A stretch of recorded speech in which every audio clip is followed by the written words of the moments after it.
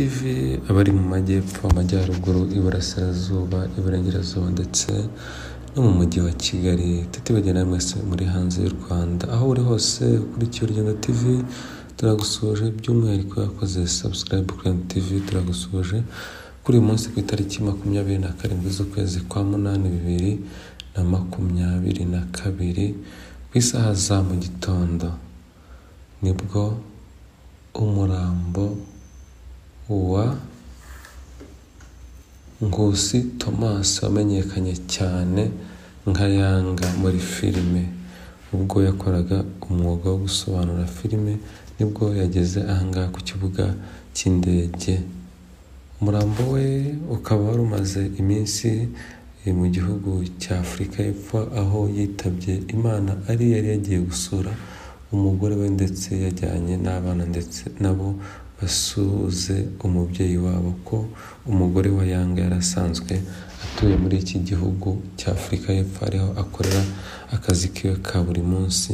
Rero Urugendo TV niyo mpamvu twazindutse ahangaha kugira ngo dukomeze tubashyitseho uko bimeze ahangaha ku kibuga cy'indege, ko twaje kwakira umubiri wa Nkusi Thomas wamenyekanye cyane nka Yanga cyangwa se The One, kubera amafilimi menshi yagiye asobanura. Nk'uko mubibona ahangaha hakaba hari abasitari benshi batandukanye, aho bose baje kwakira Yanga. Ngira ngo mubibonye hagaragaye abakinnyi ba filime batandukanye, hagaragaye abahanzi batandukanye, hagaragaye abakinnyi ba comedy ndetse buri ingeri zose zirimo. Hari abanyamakuru benshi, cyane cyane abanyamakuru bakora kuri YouTube, abanyamakuru ku mateleviziyo ndetse n'amaradiyo. Babwire ko Nkusi Thomas yitabye Imana. Babwire ko Nkusi Thomas wamenyekanye mu mwuga wo gusobanura filime nka Yanga yitabye Imana. Murumuna we Bugingo Boni uzwi nka Junior Giti mu gusobanura filime niwe watangaje aya makuru abinyujije ku rukuta rwe rwa Instagram ati: "Ruhukira mu mahoro mukuru wanjye, kuri njye uri papa, buri gihe nakwizereragamo, nakurebeyeho muri byose, uwanteraga imbaraga akaba n'umujyanama wanjye, ruhukira mu mahoro." Aya ngaya akaba ariyo magambo Junior Giti yagaragaje ubwo mukuru we, papa we, inshuti ye, umuvandimwe we, mbese ni byose kuri we nk'uko yabivuze. Yatangaje ubwo yavugaga ko yitabye Imana. Icyo gihe hari ku itariki ya 17 z'ukwezi kwa munani 2022, akaba aribwo ni inkuru yanditswe ku binyamakuru byinshi bya hano mu Rwanda bigiye bitandukanye. Nk'ariko rero murabona ko ahangaha umurambo wa Nkusi Thomas wamenyekanye cyane nka Yanga waje uvuye mu gihugu cya Afurika y'Epfo ejo ku itariki ya 26 z'ukwezi kwa munani 2022, nibwo inshuti za Yanga, abavandimwe ndetse n'umugore we n'abana muri batuye muri Afurika y'Epfo nibwo bamusezeyeho bwa nyuma. Nk'uko mwagiye mubibona hagiye hagaragara amafoto menshi uko abanyarwanda batuye muri kiriya gihugu ndetse n'abatuye hafi yaho bagiye gusezera kuri Yanga bwa nyuma, kugira ngo ntabwo wenda ushobora gusanga bake muri bo batazaboneka mu gushyingura ahangaha i Kigali. Akaba ariyo mpamvu bahisemo kumusezerera hariya muri kiriya gihugu cya Afurika y'Epfo.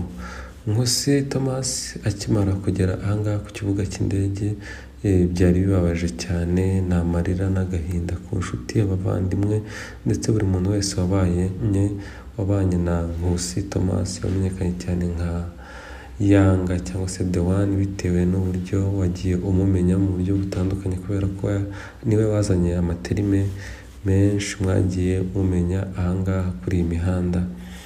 Nkusi Thomas barateganya ko akimara kugera ahangaha i Kanombe ku kibuga cy'indege, aho umurambo we uri buve mu ndege ugafatwa bakamujyana mu rugo aho atuye i Ntarama ni muri Bugesera, akaba ari naho yari asanzwe atuye,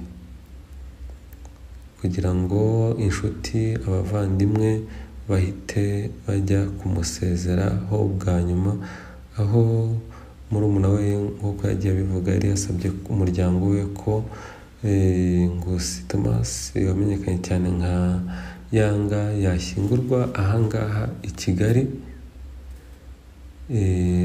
i Rusororo, n'undi niho azashyingirwa, ndetse bakaba bashaka ahantu hanini cyane aha muri Kigali akaba ariho bamusezerera, kubera ko yagaragaje ko Yanga ni inshuti y'abantu benshi cyane, abakecuru, abasaza, abana, urubyiruko. Yanga ni umwe mu bantu bagiye bagaragara ko bakunzwe cyane ahangaha mu Rwanda, ni umwe mu bantu batangiye gusobanura filime mu ba mbere kandi agakundwa cyane, uretse ko igihe cyaje kugera Yanga abivamo ajya kuruhuka, bitewe n'uko wenda yaratangiye kubona ko agasobanuye kajemo abantu benshi, cyangwa se yabonye indi bizinesi runaka yari agiye gukora. Nyuma yaho yaje kugaragara atanga ubuhamya avuga ko yaje guhura n'ikibazo akarwara indwara ikomeye cyane, ni indwara ya kanseri yari arwaye, aho yaje kugaragaza ko yagiye yivuza mu bitaro byinshi bya hano mu Rwanda, ndetse biza kunanirana birangira agiye kwivuriza hanze iyo ndwara ya kanseri, ariko aza guhura n'umuvugabutumwa aramusengera.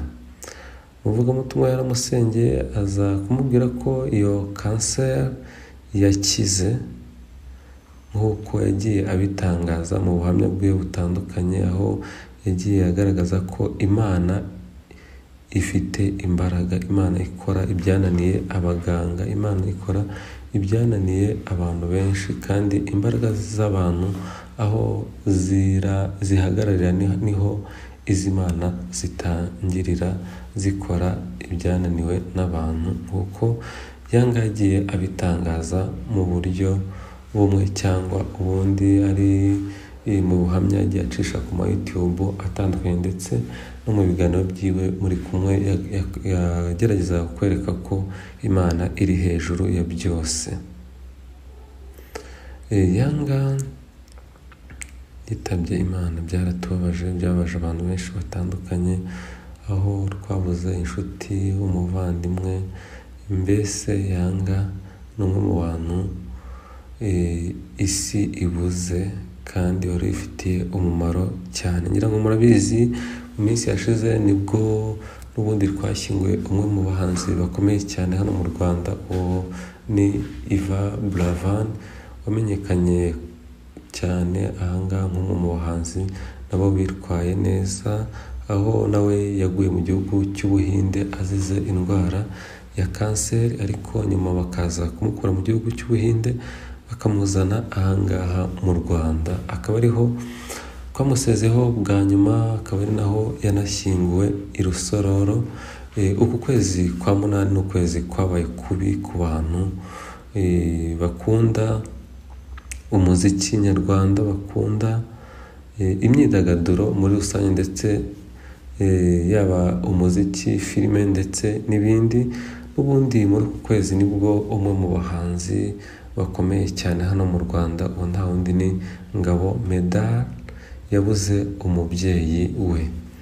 Mama we akaba ari we wenyine yari asigaranye, aho yari yabyaye Meddy ndetse n'abandi bavandimwe biwe batatu, ubwo bose hamwe bakaba bane, ubwo ni abakobwa babiri ndetse n'abahungu babiri. Mama wa Meddy akaba yaraguye mu gihugu cya Kenya, aho yari yagiye kwivuriza muri icyo gihugu, biza kurangira ahasize ubuzima. Ku munsi wa none w'ejo hashize ku itariki 26 nibwo umuhanzi Ngabo Medard wamenyekanye cyane nka Meddy hano mu Rwanda, nawe yageze ahangaha ku kibuga cy'indege aje gushyingura mama we Meddy akaba yaragiye agaragaza ko mama we ari we inshuti yiwe ya hafi, ari we mujyanama wiwe, ariko biza kurangira Imana imukunze kuturusha. Mukomeze kwihangana abakunzi ba Yvan Buravan, abakunzi ba mama wa Meddy, abakunzi ba Yanga, mwese no kwihangana nta kundi.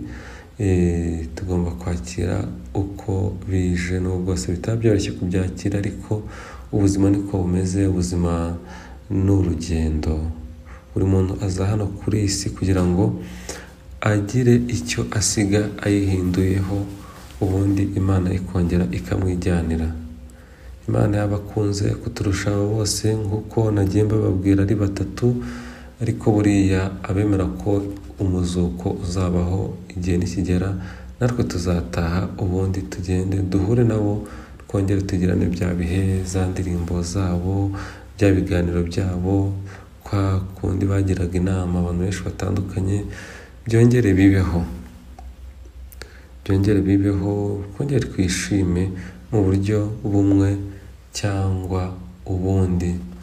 Izi nkuru ndetse n'izindi tuzakomeza tugenda tuzibagezaho, aho tuzagenda tubagezaho amakuru menshi atandukanye, yaba aya mama wa Meddy witabye Imana ndetse n'aya Yanga witabye Imana. Muzajya mubikurikira ahangaha ku Rugendo TV nk'uko bisanzwe, n'igihe dusanzwe tubana ahangaha ku Rugendo TV. Ndi Kamana Eri, kandi Imana ibahe umugisha. Dukomeza kubashimira uburyo mugenda mudushyigikira ahangaha ku Rugendo TV, rwose turabibona ko muturi hafi.